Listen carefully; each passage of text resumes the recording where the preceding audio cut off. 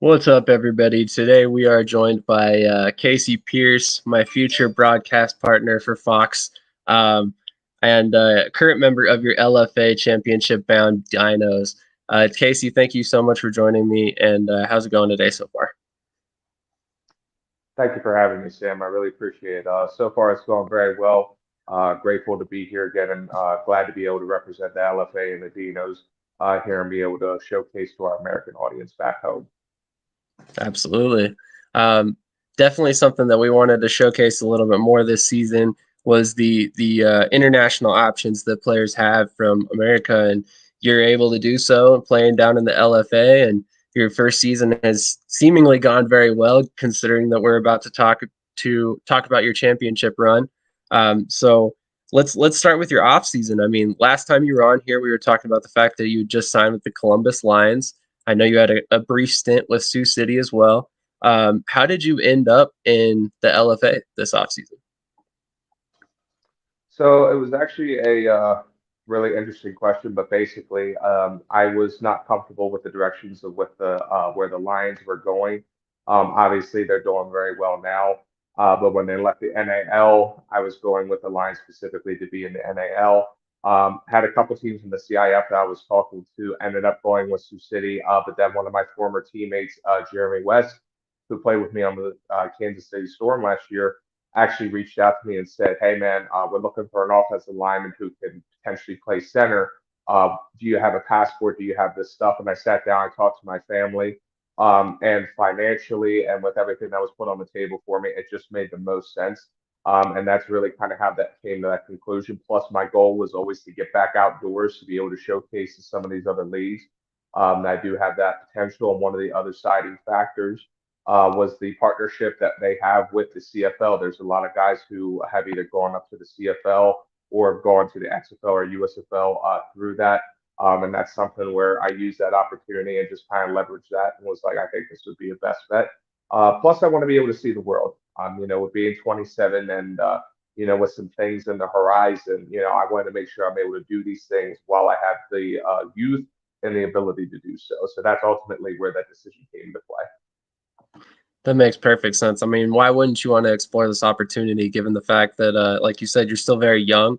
You still have an opportunity to continue to move up. And they have this partnership with the CFL, which has grown over the past couple of years, it seems, in the global draft. So I'm definitely very encouraged by your options moving forward. I wanted to ask, I mean, you're obviously a veteran. We just talked about a little bit of the CIF. You had a brief stint in the NAL there. Um, how does this compare to your experiences in other leagues prior to this?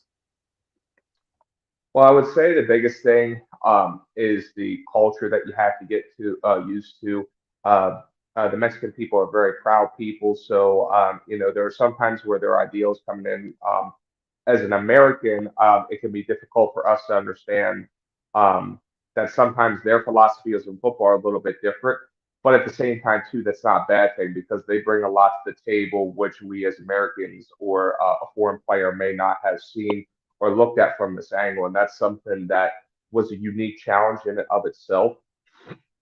But I think the main thing that's different is again the outdoor factor. I mean, we practice very, very hard.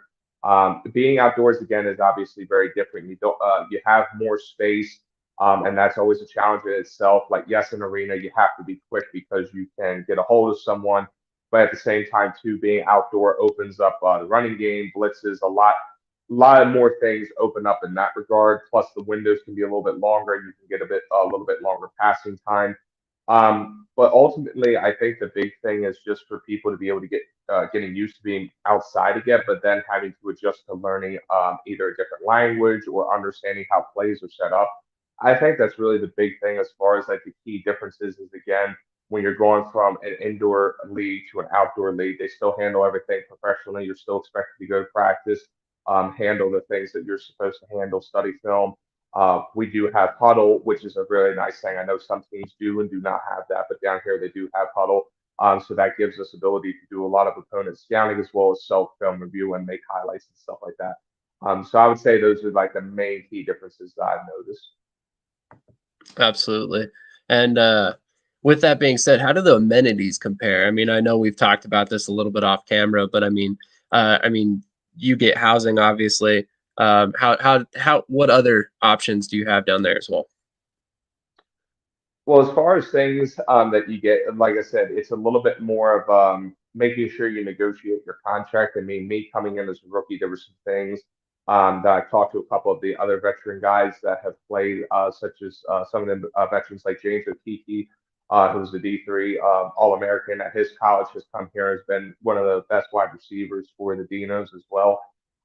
But as far as that, we live in like a small house that's rented out to us, which is very, very nice. It has air conditioning, running water.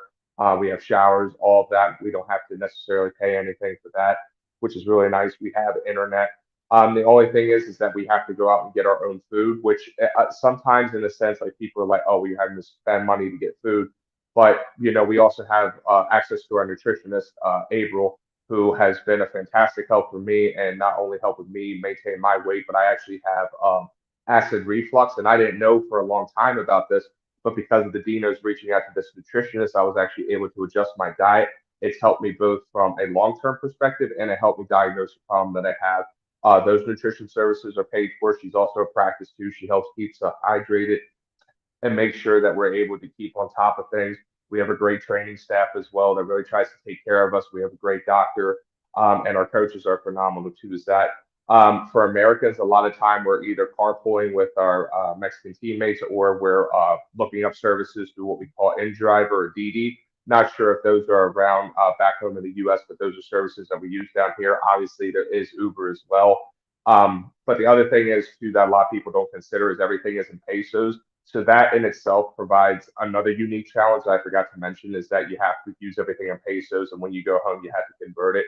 But realistically, I mean, it's really kind of your court as far as like what you eat, what you do. So in a sense, it's more of your responsibility as a professional athlete to be able to do that for yourself. And we do have meals and stuff like that provided for us at the hotels and stuff. The hotels and the travel is absolutely fantastic. I would say that would probably be the one thing that I would say is possibly a little bit better than what I've experienced with my arena time is the travel and the amenities and the flights being taken care of. All of that has just simply been fantastic. Very nice. I'm glad to hear that. I mean, it sounds like a very good opportunity, regardless, to get outdoor film against pretty solid level talent. I mean, I was watching the game as I told you this past playoff game, and I honestly was surprised at the offenses and the schemes, and basically, it seems so similar to what you're used to that it was almost like I was watching just another professional game, an XFL game or a USFL game in my mind. But we got a couple questions from fans. Are you going to move to Mexico full time after the season ends? That is something that I have considered. Unfortunately, I don't want to say unfortunately, as much as I love it here in Saltillo, one of the things I want to be able to do is go back home to be able to train. I know a lot of NFL players do that too, regardless of where they're going. They like to go back to their home base. There's things that I'm trying to get started as well with my training, as well as I'm going back to finish my last year of school online. So there's some things that I want to be able to be home to be able to do plus my great grandmother, she's 95 years old, and I want to be able to spend some time with her as she's my last great grandparent alive. So for me to be able to be home and be with my family, plus there's some important life events that are coming up for me. So I unfortunately will not be staying here in Saltillo, but who knows if I'll be back or not. It will definitely be something playing out forward. Obviously, the goal is to move up, but I would definitely say living in Mexico is a lot different than what we're told being back in America because a lot of the stuff that we see is not how it actually is down here. I believe it. I believe it, especially if all you watch is the news. One more question: how does it feel to be playing for a championship and the emotions behind it? Well, this is technically not my first championship, but to play at a truly high level, professional level championship where, I mean, there were some rankings that came out, and I think the LFA was either fifth or sixth in terms of the top professional leagues in the world. Obviously, NFL is number one, number two, CFL, then XFL, USFL. But we're right behind those level of competitions. So to be able to play for a championship, especially some of the adversity we had this season, it's really something you can't express. It's like to know you're playing for it is an accomplishment in and of itself. But to be able to go out there and remember that it is just a football game that you're playing, it is a game to have fun. But there is a level of pressure that comes with that because there's a lot on the line. Obviously, going against the Cowboys, they are favorited. They are undefeated as far as this season. We had a close game with them, but unfortunately, they pulled away towards the end. We had a lot of penalties and things like that. Plus, we've had some adversity with quarterback changes, offensive scheme. There's been some things that played into it. But as far as the accomplishment of getting to that point, I would say there's really nothing like that in that sense. I know I played on a championship team before with the Reading Raptors, which was an up and coming pro organization, but I can say that it's an incredible feeling. Like I was moved to tears when we finally won. It kind of gives you that elation of knowing that your hard work has really paid off. And it gives you a better respect for what it actually is because it's almost in a sense, this is their Super Bowl. So for me, it's like realizing it's like, okay, this is the last game, and then it's like everyone goes home. There's no like, oh, you're driving home. It's like, no, you're having to fly back home. Now you're having to go back to real life, go to your off season workouts and stuff. So even though it may not be on the level of a Super Bowl per se, the way we think of it down here, they treat it like that. So that's the way that I'm trying to approach that. But in general, playing for a championship is something that you just can't describe the feeling until you've actually been in that situation. 100%. Jeff Hilger says, proud of how far you've come, Casey. Go get that ring. I wanted to make sure I got that one in there. So when you first signed with the Dinos, did you have any idea that you guys would be where you were at right now? I mean, as far as the Dinos went, we came into the season with some pretty high expectations. Last year, they went undefeated right until the very last game, and then unfortunately they ended up losing right at the end. They unfortunately got bounced in the semifinals, one round away from getting to the championship. So this year there was some very high expectations. We had a rocky start in the beginning of the season. Obviously, we won our first game, but then our second game. It was an afternoon game in Mexico City, high altitude, and nothing just seemed to work. Both offensively, we had some injuries, and that was probably one of our tougher games this year. Then we had the Cowboys, who obviously they're undefeated. They are the best team right now. They had everything ready, and we were not playing together well as a team. Like we were winning, but we hadn't reached that peak yet. And then at the end of the season, we unfortunately lost to the Fundadores, who had probably who's going to end up being the MVP and Sheffield, who threw for almost 3,000 yards. I mean, the dude's a really great quarterback, and unfortunately, when you get a quarterback who finds his rhythm and his home turf, it's very difficult to beat that. And unfortunately, they pulled away in the second half. But it's just one of those things where, as a team, we had very high expectations for ourselves, but we knew we had to get past that semifinal round. And even though things were a little bit, at times, a little bit spicy or difficult, or it looked like it wasn't going to go the way we did, we managed to find a way to be able to win it both offensively and defensively, whether that was the offense putting up the points that we needed to do or the defense making the key stops that we needed to. But ultimately, that was the goal at the beginning of the year, was to get to the championship. And now the last part of that goal was to finish it and go win it. And we know that the task ahead of us is very difficult. No one's been able to do it so far this year. But it's something that we're definitely looking forward to, the challenge to, even though the Super Bowl is being held at their home stadium and everything, we're treating it as if we're going in there as a neutral field and we're going to get in there and give it our best effort.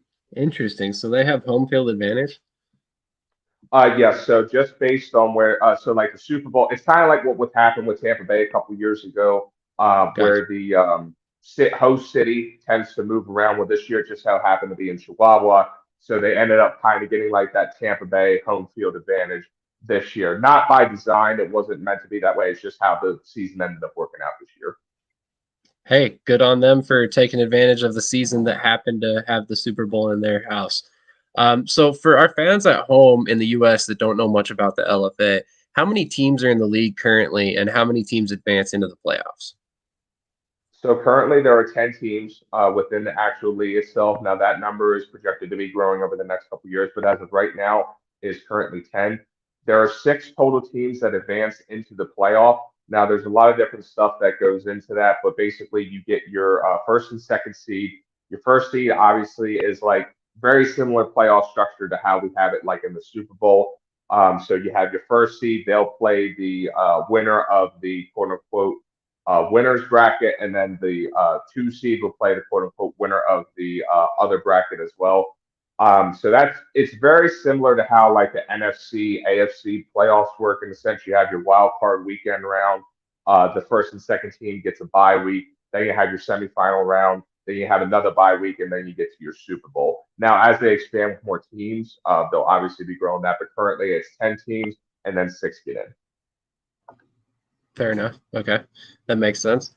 So you and I spoke off camera about this, but the LFA schedule can kind of get interesting. When I was out in Mexico, I was watching the game like we spoke about, and it ended up starting at 9 p.m. Central Time. That was Mexico time at the time, and ended at midnight. So talk to me a little bit about what it's like to play in that kind of atmosphere, and then also if you could touch on like in my personal, from what I was seeing on camera, and you can allude to this a little bit more than I can, but it didn't seem like the fans left. It seemed like they stuck it out till the end of that game. Oh yeah, playing at night in Saltillo specifically, it is there's no other feeling like that. Like you think it's like a high school football game, which you kind of get that nostalgia vibe, but like the way that they have taken that baseball stadium and converted it into a football field, other than the way the fans are arranged, you would have no idea that's a baseball field. The groundskeepers do a fantastic job. The city of Saltillo does a great job, and the fans do an amazing job too. I mean after the game, I mean, we were there probably till 1 or 2 o'clock in the morning, just signing autographs, taking photos with people. I mean, the fan base is just incredible, and that's like that with the LFA across the board. Now there are some teams that are still new that are getting that, but like playing in that atmosphere, it's been one of the best I've played at, and I've been to some really big playoff games, and I would say probably the closest to is like a really big college game. Not necessarily Penn State or anything like that, but the fans are passionate. They bring drums, they bring horns, they're wearing our jerseys, they're making signs. They're doing all of that. They're very passionate. Same for the away team. The away team players also come too. There's a very deep respect competition wise. There's a lot of trash talking and other things that go on at these games, probably more so than I've ever seen. Now, some of the stuff is in Spanish, so I necessarily can't hear it being thrown my way or understand what they're saying back sometimes. But it definitely is something to where it's just a really incredible atmosphere. The only thing that is getting a little bit different is kind of doing that late night game, but the way that I try to treat it, again, comparing it to the NFL because that's how it is down here, because the LFA is the highest level that you can get to in Mexico. They do have like D1, D2, D3 down here as well. And the LFA is the highest level you can get to as far as in Mexico. So that's why it's so comparable to the NFL in that regard. That's the highest level you can get to. So I really try to treat it like either a Sunday night football game, Monday night football game, which I also happen to be a part of that one, or the Thursday night football game. So I actually got to be a part of history and be in the Monday night football game, the first ever in LFA history, and the Thursday night football game, all in history as well. Unfortunately, it was both against the Fundadores. We went 1-1 in that. But to be part of history in that regard has been really cool. But if you're doing an away game and you're having to travel, you're sitting in the airport until like 5 a.m. sometimes waiting for your flight. So that can be a little stressful at times. But like I said, the experience in itself and the memories that you have from it make up 100%. So I'm kind of curious. We talked about a little bit about the fan support. I mean, I assume soccer still more or less dominates the country in terms of the overall sport fans. Yeah, So soccer is still very popular. You still see a lot of people, a lot of kids are out there. But football is actually surprisingly growing a lot. You go to a lot of sports bars that are down here. They have like a Buffalo Wild Wings. They have like their own Mexican style bars as well. There's a lot of NFL teams. Like there's a lot of people that have NFL teams. My one coach loves the Raiders. My other coach loves the Baltimore Ravens, for example. And then one of my teammates, who's actually my left guard, is actually an analyst for ESPN down here, as well as the fact that he played a couple years in the league, both with the Cardinals, the 49ers, the Chiefs, and the Eagles, which is funny enough because the Eagles are my team. But, there is a lot of that there where soccer obviously is going to be like the number one sport, but football is starting to grow. I would say probably the best comparison to what it's like back home, I would say, is probably if I actually don't know if there would be a comparison just because of how big soccer is. But I would say probably the closest one is like how baseball is for us back home. Like everyone will watch baseball, but when it gets to championship season, that's where it's in. And one of the local teams actually went and got a championship, or is playoff bound. I forget exactly which. Forgive me, guys, back home. Lo siento por mi amigos. But we that is still is one of the bigger sports in the league. But the LFA is growing to the point where they're starting to incorporate some things for later down the line. Absolutely. We got an interesting question from Krish. He's kind of known for that. What is your favorite Mexican dance move? Favorite Mexican what? Dance move. Are you a big dancer? Uh, well, I don't have a particular favorite dance move, but I've definitely learned how to dance the Mexican way.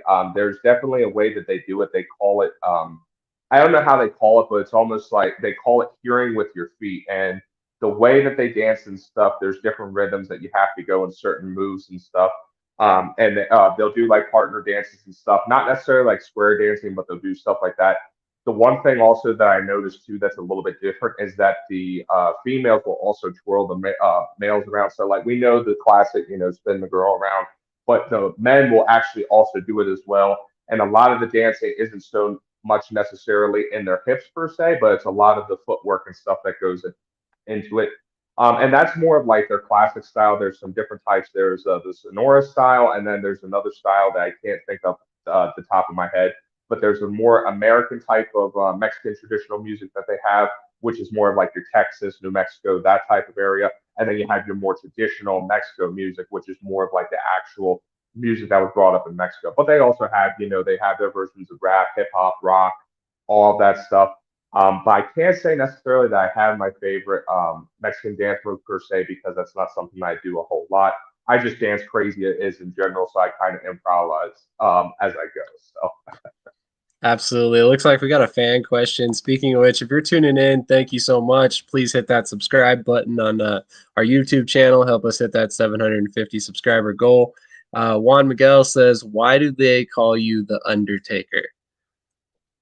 So this is actually a good one. So I actually went out and got this hat, and one of the traditions that I do for any level that I've ever been at is I was always told look good, feel good, play good. Well, my version of that is wearing a suit. So I always came up, I wear a gray overcoat, black sports vest, black tie, white shirt, black pants, and black dress boots. But when I started wearing the hat and kind of my game day demeanor, I generally don't have a smile when I first walk into the building. So they started saying they're like, "Holy crap, this guy's like the Undertaker." Now my nickname in general is Big Grizz, but then they start calling me Undertaker because through the one tunnel that we walk out of, it's very, very dark. Well, one of my teammates decided to play this music as I'm starting to walk out. So they start calling me Undertaker. And then obviously it goes into the fact that I generally tend to pancake people. I'm throwing people down. I'm also probably what you would say how will my defensive linemen say this? Dirty? No, I'm kidding.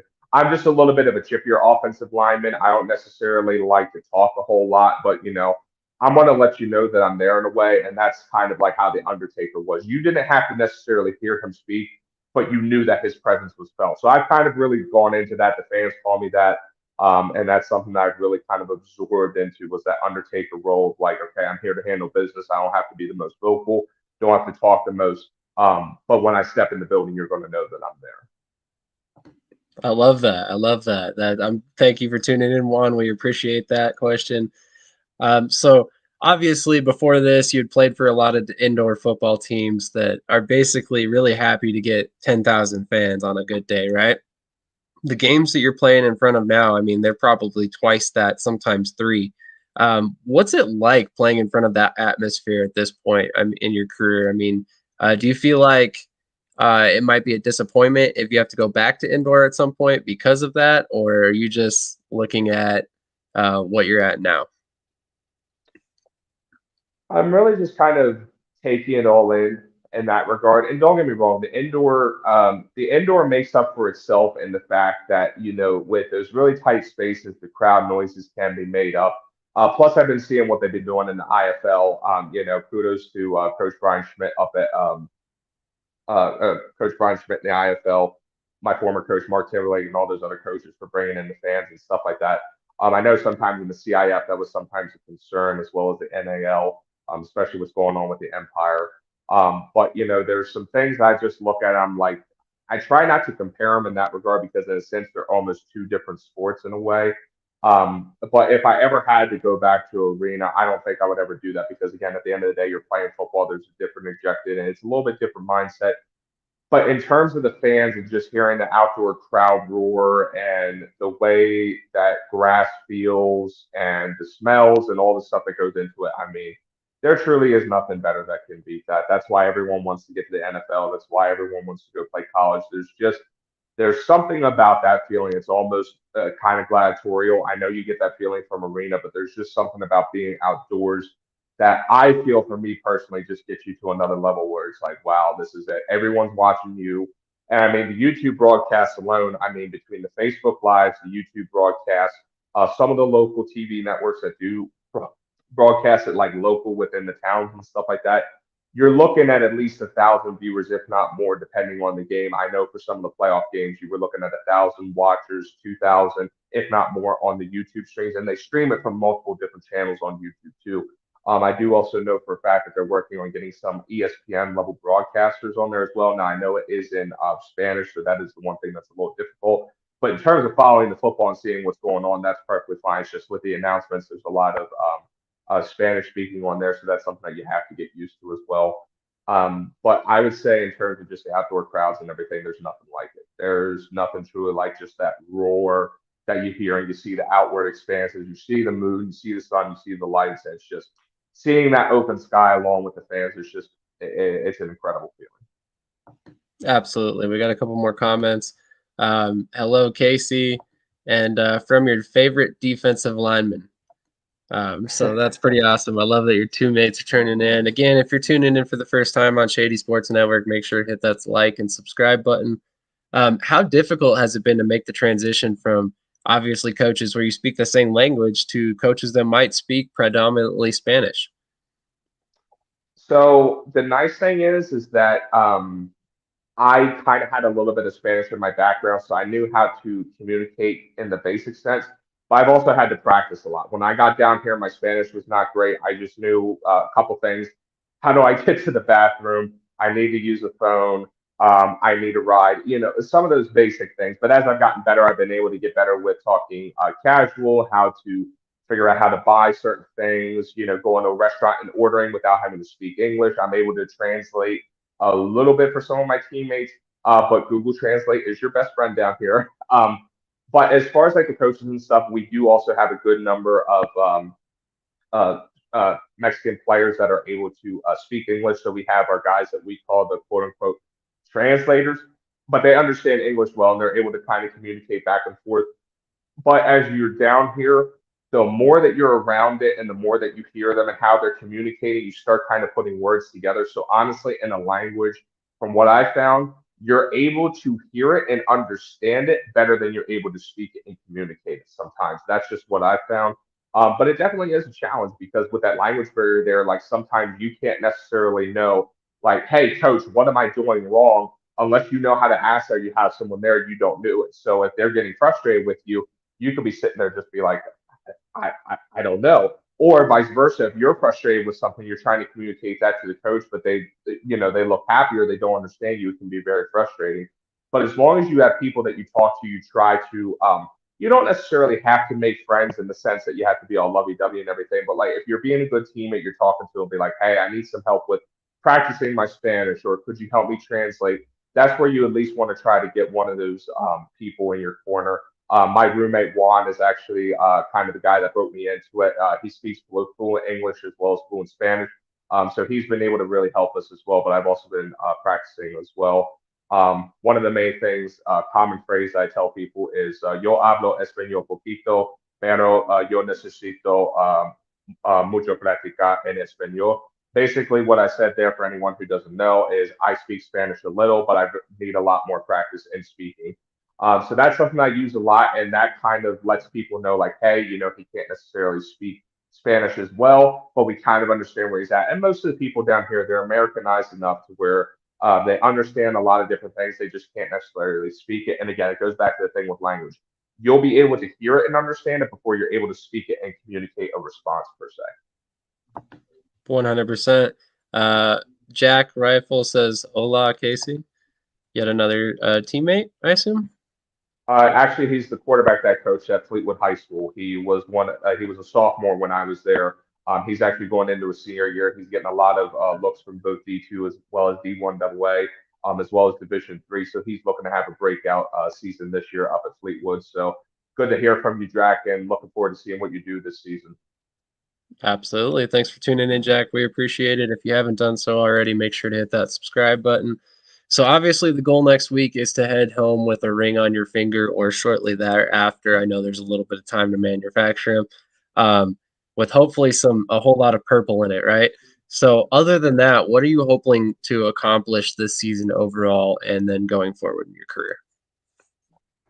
My number one accomplishment that I would want to be able to do is, obviously bring a championship back to Saltillo. The fans deserve it. Everyone deserves it. The coaching staff, the players. I mean, we've been through a lot, and every team's going to say that. But for me personally, I feel like the adversity and the stuff that we've been through, going in as the heavy underdogs, that's something where it would just be a really great storybook ending to it. But like I said, the writer has to write the ending. So in the sense, we are the writers, and we have to go out there and write our masterpiece to put an end to the season. But the main goal for me, obviously a little bit, I'll just go into a little bit how the season went. When I first came down here, I was not originally the starter. I came down here primarily to play center, but then my knee kind of shifted to where I ended up getting transitioned to guard, which I was okay with. I had to step in a couple days. But then when I started taking over in the second half of the season at right guard, we had some transactions and some people leave, unfortunately. So as I stepped in at right guard, that's kind of the position I kind of fell into. It's allowed me to be a mauler as well as a good pass protector.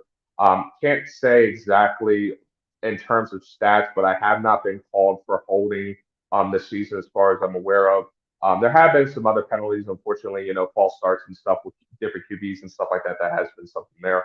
But I feel like I've played at a higher level enough that I have a good quality film to where I can at least put that out to some of the outdoor leagues, whether that's the XFL, USFL, CFL, or potentially even the ELF over in Europe, and put that out there to be able to show that I am capable of doing that. I'm also hoping that being an LFA, that tie to the CFL, pays off in some regard. And like we've talked about before, my main goal is just to be able to get as high as I can, get that opportunity that I can, so when I do walk away from the game and transition into my coaching, my training, the things that I want to be able to do to help people, they can be able to look at my story and be like, wow, this guy went from being 360 pounds, depressed, not playing football, walked away for 4 years, and now he's a professional athlete going overseas, potentially getting these tryouts and workouts that no one would ever think possible. I've been blessed to be able to have a USFL workout in front of the Memphis Showboats. I've been able to go down to the DC USFL private invite workouts. So the ability is there, but I'm also aware too that there's some pedigree things and how coaches look at things. And plus, one of the big things was we're like, hey, we need to see him pass pro a little bit more.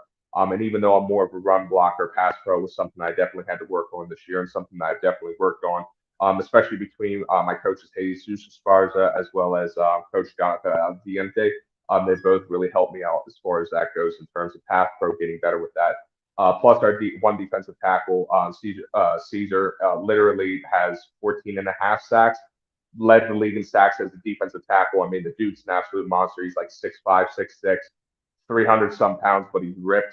So, practicing against him, a lot of my other teammates as well, Kiki Guerrero, um, Jordan Barrett, Harris, D. Harris, all those guys. I mean, we really have a really terrifying defensive line. So to go up against them every day, that's something that really pushes me every day to get better. And it's ultimately made me to the point where I can go up against some of these guys who have had NFL experience, CFL experience, had these tryouts and stuff. And I can go up and now it's like, okay, the kid that never played or was just a backup in college can go and hold his own against these guys. Or in some cases, and most of the time, the way I feel, been able to dominate these guys and be like, okay, we have to watch out for 51. He's going to come through. He's going to be able to do this. We have to try to go after him. We have to do something. So for me, the main thing that I want to take away from this season, getting a championship, but at the end of the day, advancing to the next level. I will always have a special place in the heart of the Dinos, but that is something that I really look forward to and hopefully put an end on the resume to be able to have that championship, and then we'll see what happens as far as the off season and what happens next year. Absolutely. We got one more question from a fan. It says, "What music do you warm up with?" I warm up to heavy death metal and I listen to electric funk house. So I listen to some pretty hardcore stuff. It's not for the faint of heart. Most people that listen to it would think that I'm possessed. I promise I'm not. I am in fact in Christian. I believe in God. But a lot of the stuff I listen to would beg to differ otherwise. But I listen to some pretty heavy stuff before I warm up. Gets me in a nice, good mood. Use a little bit of smelling salts, exercise some demons, and then we're ready to go. Definitely, definitely. Jack says, "Get the job done, coach." Uh, Help me pronounce this man's name. Fur Areola. Fiat Areola. Yes, that's my one friend. He's one of the Yeah, defensive tackles. He's going to be really good once he gets up in age. He's a younger guy now, but he's definitely going to be really good. very nice. He says, "Going for the W, my man." Yes, sir. Noah, love you, coach. Get that W. And then he liked the regional Mexican music, of course. I love that. I love that.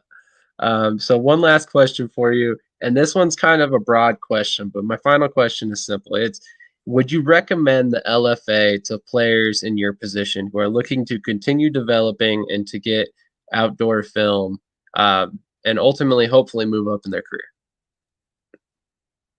Ultimately, at the end of the day, I'm going to say yes. I've talked to many people about it. Now, you're going to run into some guys that unfortunately did not have the best experience. And like I said, it is not for everyone. Like it takes a certain type of person to be able to adjust to these things, as well as, like I said, in some cases, you're 2,000, 3,000 miles away from home. It's not always going to be for everyone. But if you're looking to get those opportunities, I would absolutely recommend the LFA. It is a growing league. There's definitely opportunities to make money as well. And like I said, too, the experience to just be able to go down to Mexico, and like I said, seeing what Mexico is like outside of seeing what's on the news is just an incredible eye opener. We think about sombreros, red brick houses, some, horses running around, stuff like that. When really, it's just honestly, it kind of reminds me of what it would be like living in Texas. The only thing is, it's probably a little bit more desert area where we're at. But I mean, the landscape's beautiful. The people are friendly. Everything is amazing as far as that goes. They have a lot of the same stuff. Just make sure that your cell phones can travel internationally and make phone calls because I learned that out the hard way. WhatsApp is going to be your best friend. But in terms of getting that film, like I said, even if your team doesn't have huddle for whatever reason, the YouTube streams are such a high quality. I mean, not to knock on any of the CIF teams, I'll leave their names out. But when you can't see the score or you can't see halftime or the camera's going like this all over the place, like that's not necessarily going to do anyone any favors, but here in the LFA, they do a pretty decent job of being able to do that as well. And but look on your face, you and kind of some of the teams I'm talking about. But I would really highly recommend this. And they also do have some US workouts that are coming up. Now, you want to follow the LFA page. They do have a Twitter page as well as an Instagram and Facebook page. Following those pages and keeping up to date in the off season when those US workouts are going to take effect, that's definitely something that you want to be able to get into if you're wanting to go ahead and do this because they do look for American players. Rules as far as that goes, obviously you want to have your passport ready. Coaches will not talk to you if you don't have your passport at least ready or you have the process started. Obviously, for very important reasons, just because of the contracts you're signing and everything. But then also at the same time, you want to make sure that you realize that there's only 12 American spots, 6 on offense, 6 on defense. Now, sometimes during the season, they can have 7 on defense, 5 on offense, but generally by the end of the season, once playoffs come, it has to be 6 and 6. That's why we had to make some trades and stuff. I played with my defensive back, Corey Williams, who I played with out of Salina. He actually got traded to one of our rivals, and that was because we simply needed another piece on offense to be able to do that from there. So there's definitely moves you can get traded. You can also get released as well. Those are things that happen with any professional league. But your best bet is to definitely if reach out to coaches, check the LFA site, see who the up-to-date coaches are, reach out to players on social media, talk to them, get your opinions on stuff. I know some people definitely have their opinions on things or things have happened to them, but everyone's story is different. And like I said, every experience is not for everyone. There's some guys who love the XFL but hated the USFL, and vice versa. There's guys that love the NFL but hated the CFL, or didn't like the NFL because of how they were treated but loved the CFL. Like there's everyone's going to have a different story and different things happen to everyone. So you really just have to play it out, give it your best job, and do as much research as you can. Don't just listen to one person. Don't just listen to me on it. Get multiple opinions from other people. And like I said, too, if you have some background in Spanish or you want to be able to learn Spanish, definitely do that before you come down here And like I said too, from a real life experience, this is a resume builder to be able to say, oh yeah, I'm now kind of bilingual, or I'm inspired now to take a Spanish class in order to become bilingual.